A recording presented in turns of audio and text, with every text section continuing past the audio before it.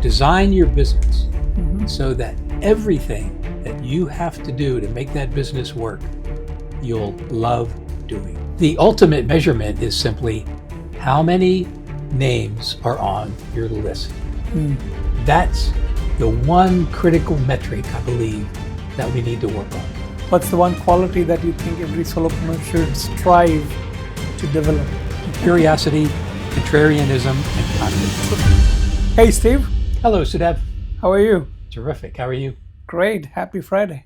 Happy Friday. Forgot. Yeah. Happy Friday. Tomorrow is weekend. Anyway, today we're going to talk a little bit about design and building a new business. And I'm excited, to talk about some of the concepts that we already talked, maybe dive deep into that.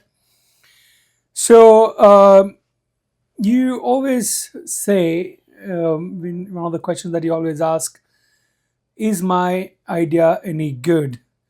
So what are some effective ways that new entrepreneurs can explore and examine their business ideas within the current market? Yeah, so much different today than it used to be.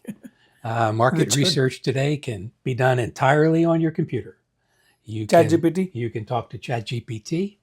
You can then go on LinkedIn and you can find other people that are doing exactly what you're doing.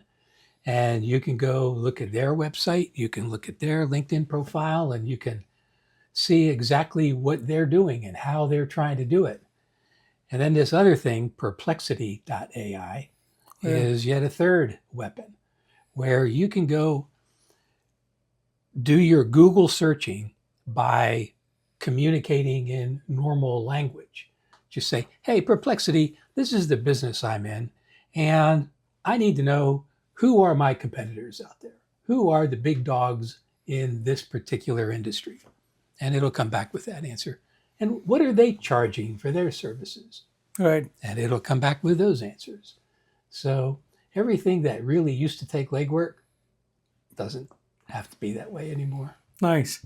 So before anybody enters into a business of their liking, you recommend that they do some kind of a market research to see whether the idea is good or not in the first place. As we've talked before about Ikigai, the real motive behind any one of us starting a freelance practice is this is what we love to do. This is our superpower. This is what we're good at. Right. This is the difference I want to make. And whatever that turns out to be, there's a market for a freelancer because we can only do so much. We're a one-person business. That's right. We're not going to solve world hunger, it being one person. But we can make a difference in our neighborhoods or in a niche that we so choose. My general statement to most freelancers is, if you got 50 clients every year, would that be okay? One a week? One a week. Yeah. Cool. So I know you read a lot of books and I don't know, maybe 8,000 of them. I don't think it's that high. No, okay. So anyways, and you also talk about how much is too much. There's a lot of information out there. So how much is too much? How do you help the clients narrow down so much information and to really figure out what exactly they should be doing? In the last couple of years, since you and I kind of got reconnected about Business Club, that's been the problem I want to try to solve. How we do that? Because there are 80,000 books to read. And if you're starting a business for the very first time, you don't know what you don't know. And you think that I can go do this and I'll learn it while I'm running. Okay, how are you going to do that? When you turn around and look to see what help is out there for you, there's an avalanche of help. Right.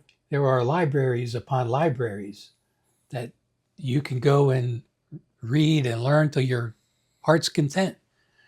But the trick is, what do I need to know now? What's the least amount of information I need to know right now in order to get this thing off the ground? And that's what we've been trying to figure out, how to do that. Yep.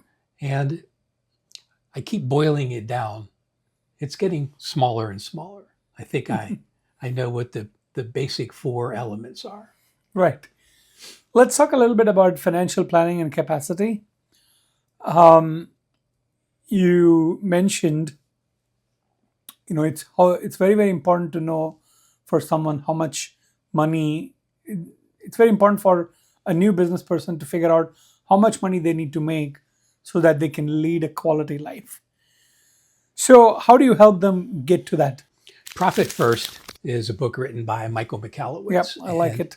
and he uh, designed a very simplistic pro forma financial statement for a freelancer. I think it works perfectly. And the very simple formula is if you want to make $50,000 a year, your business needs to make $100,000 because out of that 100,000, you're going to pay yourself 50,000. You're going to reserve 15% for taxes. You're going to make a 10% profit, and that leaves you 25% for operating expenses.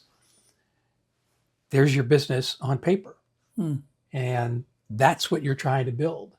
Now, the question is twofold. Number one, is that 50,000 enough for you to make? And number two, the amount of money that we just plugged into that operating expense account, is that correct? Is that going to cover all of your expenses? But that's how you put a business on paper. That's what I'm going to make happen. Awesome.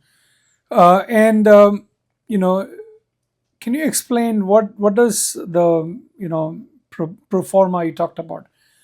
What does it entail, and how it aids in creating a sustainable business model? When you're able to put those numbers on paper, Right. you have now just visualized your business. You can now see it. This is what it's supposed to be. I'm supposed to make that much money. I'm going to walk home with this much money. Taxes, profit, expenses. Okay, cool. How many gigs do I have to do in order to generate that 100,000? And those are the other two final pieces of the puzzle, that I got to do this many gigs and I'm going to charge this much for each gig. That's it. I just did my pro forma and I just did my productivity equation. Right. That's your business. Now let's go make it happen. Cool. How about the structure and the compliance? When you start up a business, the structure is very, very important, and so is the setups, the legal and accounting setups and things like that. I'm going to answer that kind of like a wildcat answer. And that is, be a sole proprietor and don't worry about any of the other structures. Be a sole proprietor until you feel comfortable that the business is actually going to work. So you're saying don't register as an LLC? Right. Okay. And I'm hesitant to tell people that in a broad sense because I'm not saying don't ever do it. I'm just saying Do it get at the your right time. feet wet and make sure that the business is going to work. Let the business pay for your structuring. Technically it doesn't cost, say, more than $150 to set it up. But if you set it up, the people who are professional, they will argue saying, hey, you're covering yourself against liability and things like that. So how do you counter that? Well, first of all, if you're a startup freelancer, you really only have one option, and that is to be an LLC. And the LLC doesn't really protect you. No? I mean, we all think it does, but it doesn't. You have to make sure that you act like a corporation and look like a corporation. And it's really hard to do that because it's so easy to slip away from it and not act like a corporate entity. No, that veil can get pierced pretty quickly. So one of our friends, Jack Heil, made the case that, no, just go out and get the insurance that you need and have the insurance to protect yourself. So you're saying proprietorship plus insurance, Yeah. rather than LLC itself. Yeah. Because you don't have to worry about the legal submission of reports and things like that. Yeah. Okay. I mean, Jack's argument was any corporate entity has compliance issues. Do you know what they are? No. No. Well, then how are you going to comply with them if you don't know what they are? Right. You're busy out doing your business. As we were talking about a moment ago, accounting is not our favorite thing. And we don't even want to account for the business we're doing, let alone comply with All the legal complexities. requirements. We don't want to do that either. Yeah. All we want to do is go help people do podcasts. So what advice do you offer about managing taxes and structuring finances to help new business owners avoid potential pitfalls? In the beginning, when you're really not sure the business is going to work, the main thing I encourage people to do is understand what commingling of funds is and don't do it. Okay. Keep your personal stuff completely separate from your business stuff. You know, have a business account, have a business checking account, and have a business credit card. Now, it's not going to be a business credit card. It's going to be a personal credit card, but you're only going to use it for business expenses so that your business incomes and expenses are completely separate and everything can be easily looked at and analyzed.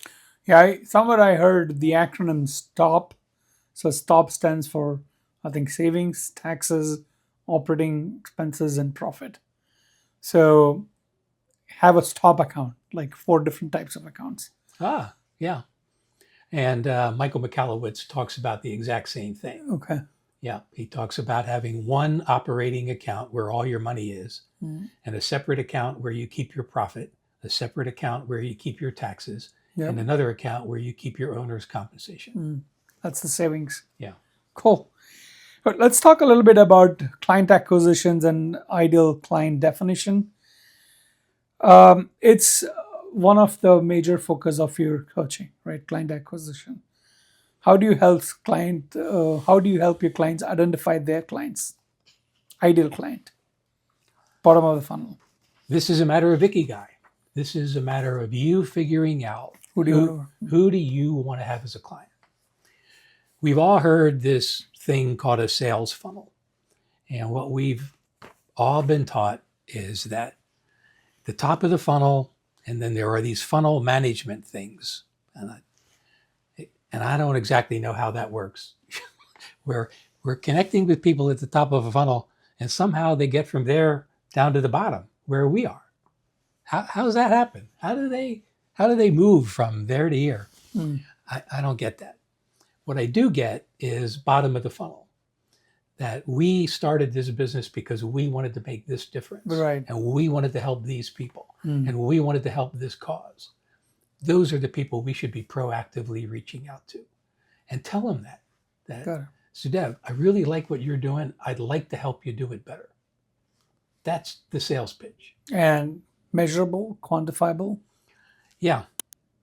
As we were talking earlier, the critical metric of every freelance business is how many new leads did you get today?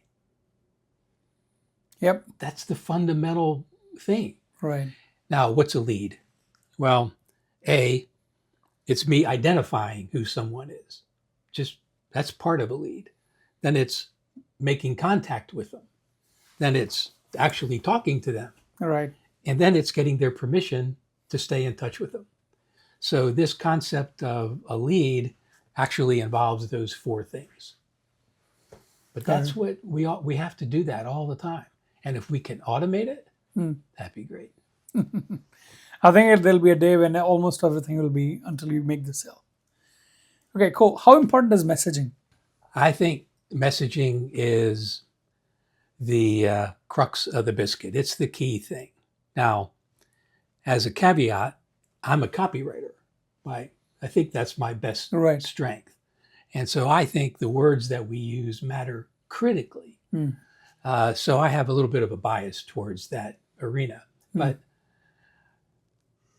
keep trying to figure out what words do you need to say that are going to intrigue someone, because you got to get their attention. Absolutely. That's one thing. Then once you get their attention, then you've got to give them a different set of words so that they might remember who you are and what it is you do. Right. We've talked before about creating this word of Word of mouth mouth army. army. Yeah. Oh, that was my next question. And in order for a word of mouth army to be effective, you know what they have to know? Hmm. They have to know who I am, what I do, and when they should be alert for that Right. opportunity. I just had 2 meetings this morning with 2 new prospects, and I don't think they're going to become clients of mine. But at the end of the conversation, I said, look, just do me a favor. And if any of your friends are starting up a freelance practice, mention me. Oh, absolutely, Steve. Yeah, that's how it starts. Yeah. Yeah. Word of mouth army is such a big role play. Yeah. Got it. Okay, what's the business at a glance concept that you keep talking about? As I started to think more and more about this word of mouth army, the question was, what's the least amount of information that someone in my army needs to know about me in order to be confident in mentioning me to one of their friends? Hmm. And so what I think they need to know is, number one, who do I want to help? Right. Number two, what exactly am I going to do for those people? What do those people want? When somebody says, man, I'm thinking about starting a new business. I have a great idea, but I don't know where to go. Hmm. That's me. Those are the people I really want to talk to. The third ingredient is, how do I do it? And mine is a project. It's a 5-hour project, and we'll be done in 5 hours. That's the way it works. And it costs roughly $1,000. But that's what my word of mouth army needs to know. And then the last thing is my why. Hmm. Steve, why are you doing this? Of all the things you could be doing, why are you focused on this particular thing? Going back to Simon Sinek's start with the why. Exactly. Cool. So I know a lot of us talk, whenever we start our business journey, we create what's called as a vision document. Have your vision, mission, purpose, core values, all of that stuff. And of course, the why. Why are we doing what we're doing? Is that very important from a freelancer's perspective? The short answer is no. I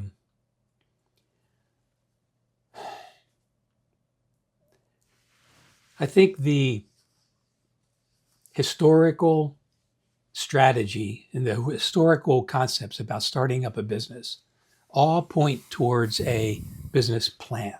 Hmm. And that includes your vision, Right. your mission, and all that stuff.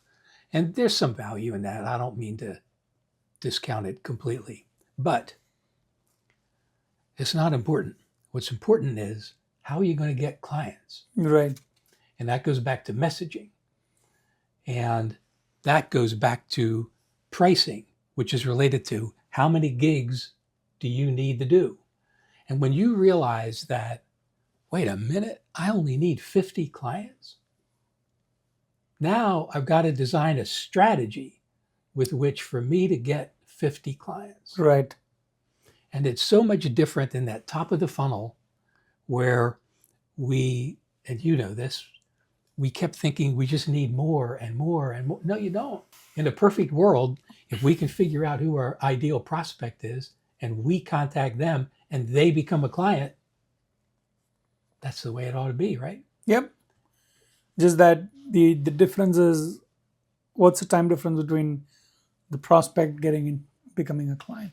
But laser focused on who we reach out to. Hmm. We don't have to generate 100 leads in order to get one client. We have to do better than that. Right.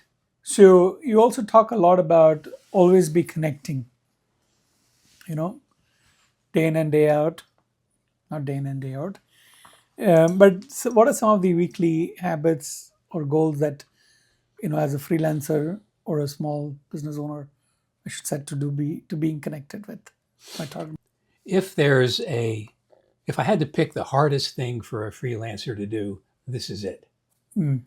The hardest thing is to make sure that we're making some effort every day to generate leads, those 4 elements of it. Right. Whether it's just figuring out who is my lead and then doing something to initiate contact with them and then having those conversations. Um, and then getting their permission to add them to your list. You have to do some of those every day. That's what I mean by always be connecting. So is it like always be connected or always be connecting? Connecting. Yeah. Okay. So how do you measure measure or track the progress of your lead gen effort? And of course, there is CRM and other things those are the tools. It goes back to those 4 ingredients of lead development. I haven't quite figured out what I want to call those 4 things, but the ultimate measurement is simply how many names are on your list. What's your list? Yeah. However you get them there, whoever they are, whether they're friends, prospects, clients, connectors, neighbors, anybody who is in your word of mouth army. Right. That's the one critical metric, I believe, that we need to work on. Got it. So you talked about ikigai, capacity, and production. Can you please elaborate a little bit more on these and how they impact the success of a solopreneur? All of them fall under the category of design. Operational excellence. What have you designed? Okay. What business have you designed? Because this quote is going to come up all the time. If it ain't fun, don't do it. Don't do it. Big tampon. And so the way you the way you design your business, it ought to be fun. You ought to enjoy doing it. And every element of it ought to be fun. And if you've got stuff that you don't like to do, outsource it. Right. Like the web designs. Like, I don't really like to do accounting either. That's why my wife does my accounting, which is great. Yep. So one of the common problems or challenges that we as freelancers, when I say we, I'm not a freelancer, but the freelancer community face is the concept of time management. You got X number of gigs to do. How do you allocate the right time so that you have time for other things in life too? There's 2 critical discoveries that we have to make. Number 1 is, how long does it take me to deliver a gig?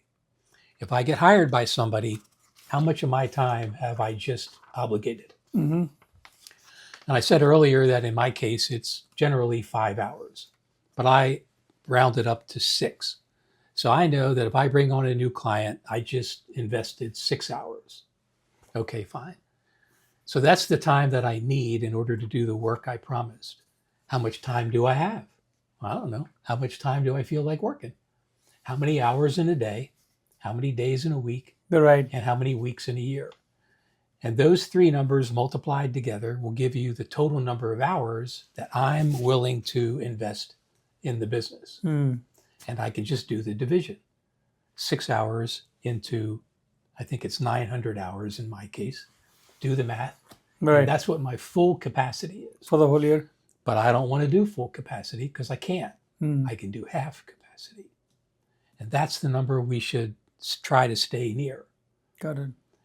So that I create what I call a work-life bank balance. Yeah. Cool. Hello, Steve. That's your next project. Yeah. Do you want to talk a little bit about that? One of my clients and our friend Steve Edwards is an AI guru. And I was helping him think through his business model and his strategy. And it occurred to me that, wait a minute, I think you and I can work together and you can design a ChatGPT tool to do what I do. So the same process by which I communicate and work with someone to design their business strategy, we're trying to do the exact same thing using a ChatGPT tool, Mm. so that you buy the tool and you start a conversation with it, and it starts asking you the questions that I ask you. Mm. And it starts capturing that information, and it builds your strategy.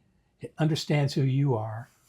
And then the cool part is, once it's done, once it helps you figure out your strategy, it's now your mentor from there on out. So every time your client has got a question, they ask, "Hello, Steve." Yeah. Is about it, and then Steve gives the answer. Yeah. Oh, Yeah. Yeah. okay. Once you build this tool with ChatGPT, it's there forever. So it is the perfect mentor, because it only knows what you told it. It trains itself. Yeah. And it stays focused on what you have in mind, Mm. which you and I both know is a real challenge for freelancers. Oh, Yeah, look, we get squirrel. squirrel. All right. So you think that will be available to your clientele very soon for purchase? Soon. Soon. All right. Okay. I have the latest version on my computer right now to beta test. Nice. Okay. Let me know. Okay. Okay.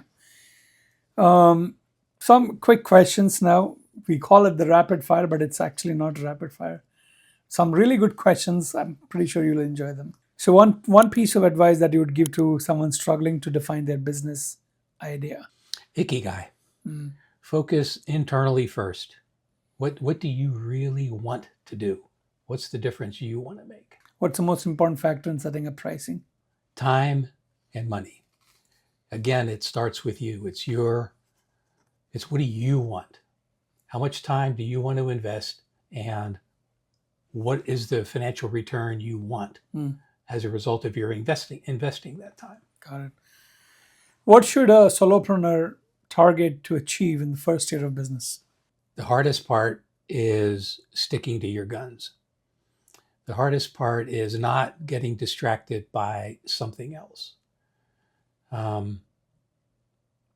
But if you focus on word of mouth, building that word of mouth army, Mm-hmm. that's what your primary function is, Mm. especially in year one. Make sure that you're doing that. I think that's where you have to focus. Cool.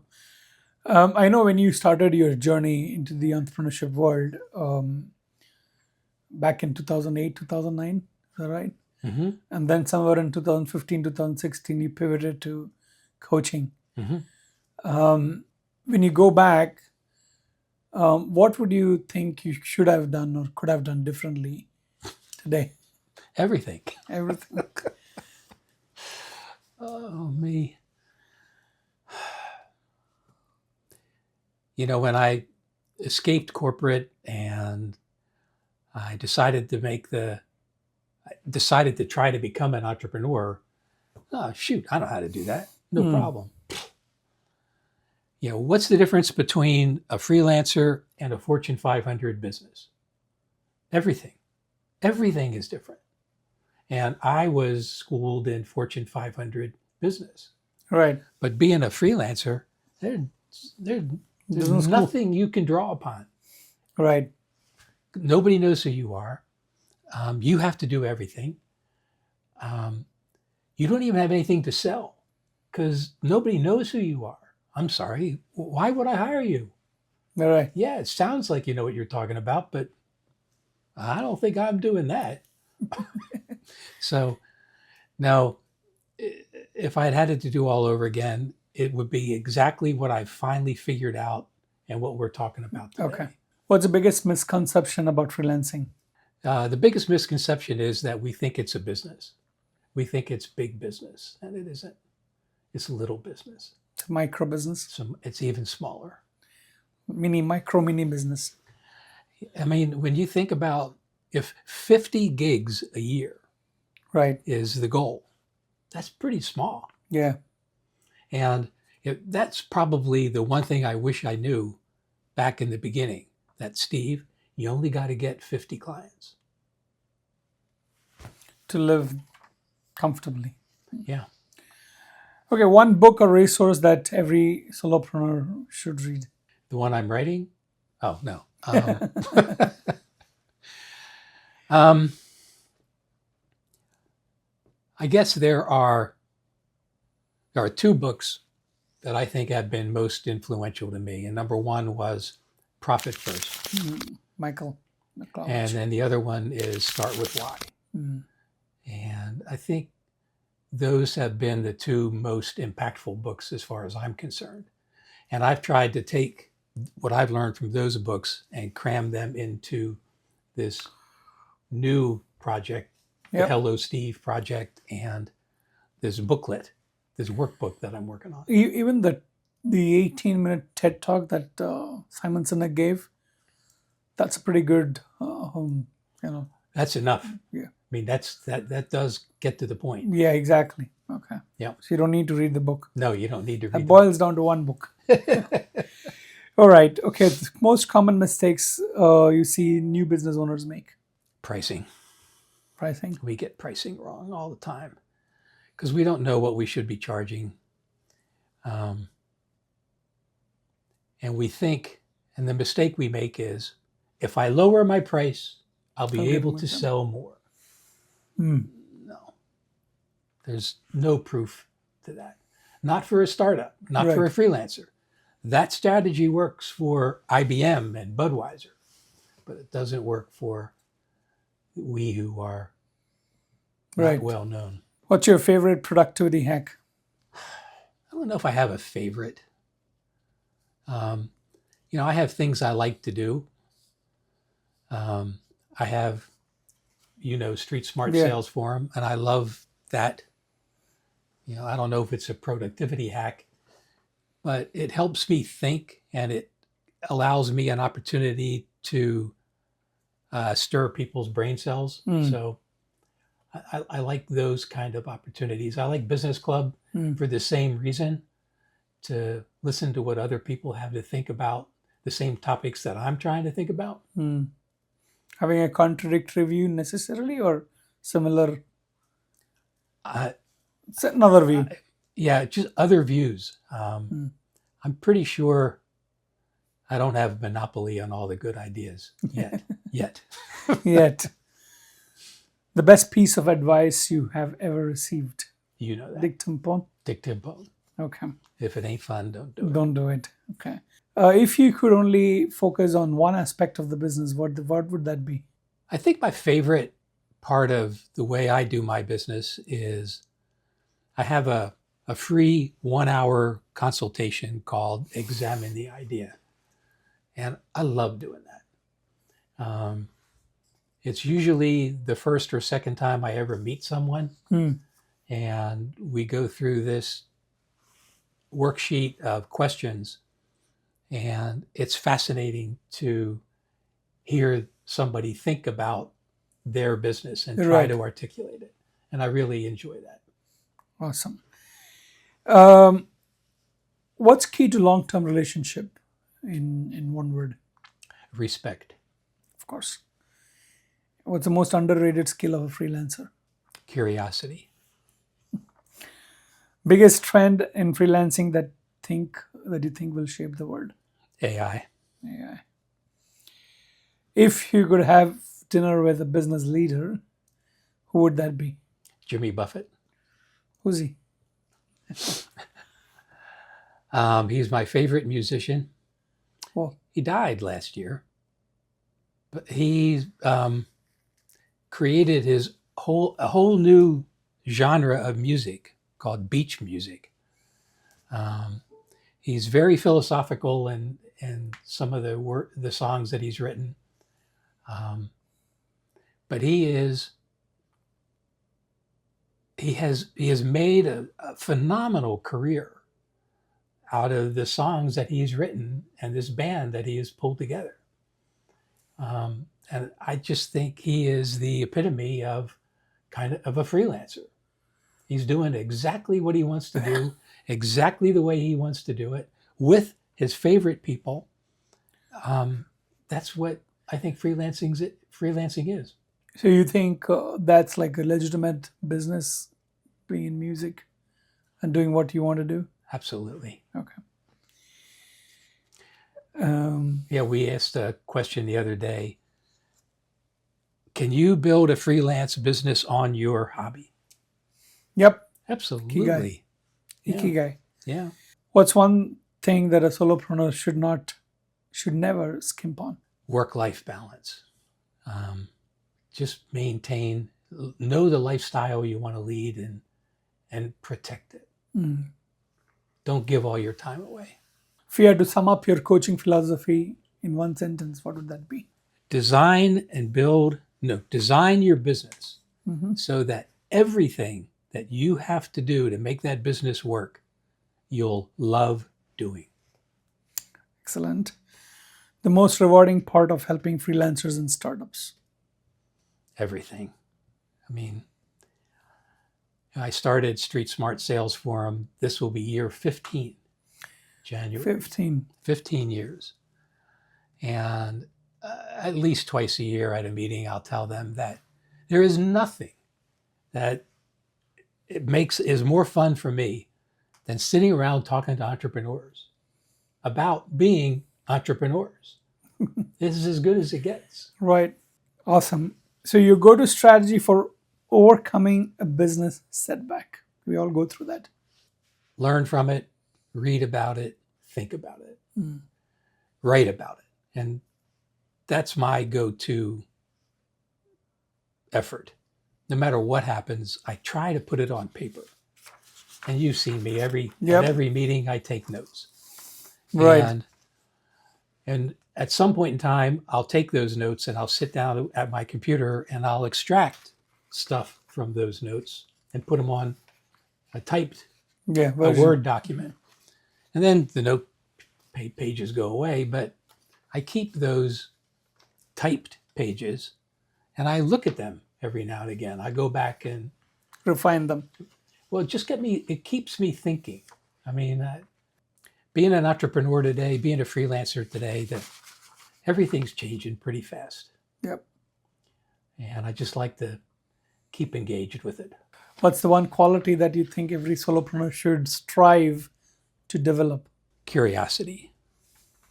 And maybe contrarianism. Confidence.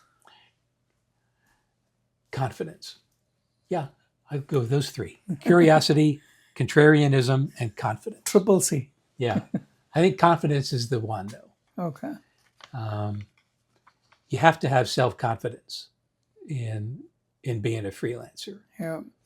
Or you need to be the biggest cheerleader for yourself. Yep. Because nobody believes better than you. In a few words, what does success mean to you? Just being content with what you have and what you're doing. I'm a big fan of Stoic philosophy. And can you explain that a little bit? It's hard to explain Stoicism briefly, but it's simply understanding that everything changes, but wherever you are, that's where you are. And if you're happy being there, and you can't worry about stuff.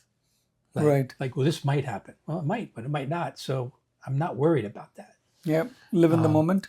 Yeah. And even when bad stuff happens, Stoics are kind of prepared for that. We know that, well, that's what the bad thing is going to happen sooner or later.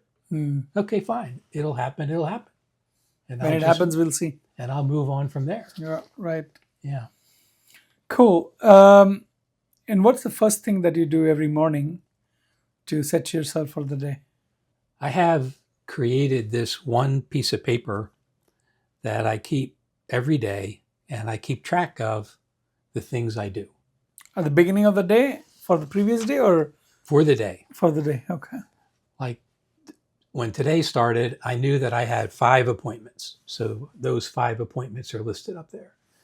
And this other box, I know that I've got to do these 2 things today. And then I keep track of the lead generation efforts that I make. And I keep track of the work for my clients that I do. So at the end of the day, I can see what I did. And I have one other section about notes and ideas. And if something Pops cool up. happens, I'll keep a note there. And I keep these pages. But it just allows me to, it's my way of journaling in a really fast and easy way. So in this world of apps and e-notebooks and things like that, do you still prefer paper pen? Yeah, I do. Yeah, keeps your mind going. Somebody made the comment, I think it was Stephen King who made the comment that he said, I enjoy typing. I used to really enjoy it on the typewriter because the typewriter made a noise. And now that I do it on a computer, that's not there anymore. So I lost that noise. But when I write with pencil on paper. I can feel the Similar. pencil making a noise. Nice. And I think the fact that you're moving your hand and it's connected to your brain kind of ingrains in your brain more vehemently. Yeah, maybe so. Yeah. That's what I always thought. When I write, it stays in my brain, it stays in my memory for longer than when I type it in. Yep, I think that's true. I think that's how it's designed to be. Ancient technology does stay for long. Yep. Yeah. Cool. Steve, thank you once again. It was a pleasure talking to you. My pleasure. Thank you very much. We'll meet again sometime next week on a different topic. Cool. That sounds great. Hey guys, I hope you really liked the video. And if you did, please like, subscribe, and comment. And we would like to reach many more small business owners. I would really appreciate if you can share the video with them as well. Thank you and see you until next time. Have a great one.